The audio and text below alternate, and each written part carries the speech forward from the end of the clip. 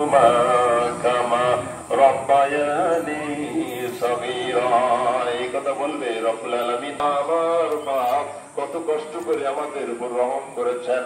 আমি যখন মায়ের গর্ভ থেকে আসলাম, আমার দুনিয়াতে চলার মতো শক্তি ছিল না, রক্তের এত তেজ ছিল না, এত বাহাদুরি ছিল না, আমার অর্থের এত সম্পদ ছিল না, আমি অর্থকরীর মালিক হইনি।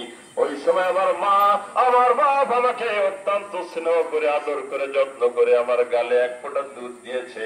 আস্তে আস্তে করে আমি 10 বছর, 20 বছর, 50 বছরে উপনীত হয়েছি। রব্বুল আলামিন, আমার মা মরে গেছে, আমার বাপ মরে গেছে, আমার সাথে যেমন ছোটবেলায় তারা রহম করেছে, আমাকে যেমন সুন্দর করে লালন পালন করেছে, আজকের তারা দুনিয়াতে নাই, কবরবাসী হয়ে গেছে। জগতে পরকালে হাসরের ময়দানে পৌঁছিরাতে তাদের সাথে এমনি ভাবে আচরণ তুমি করো, বলুন সুবহানাল্লাহ। এই তো আল্লাহ শিক্ষা দিয়েছেন। আর কুরবানিটা ইব্রাহিম আলাইহিস সালামকে আল্লাহ বললেন, ইব্রাহিম তুমি কুরবানি করে দাও। আল্লাহ বলছেন, ইব্রাহিম আলাইহিস সালাম তার ছেলেকে বললেন, ও ছেলে, আমি স্বপ্ন দেখেছি, আমার বয়স তো অনেক হয়ে গেছে। আবার আপনারা জানেন 86 বছরে সন্তান লাভ করলেন ইব্রাহিম আলাইহিস সালাম।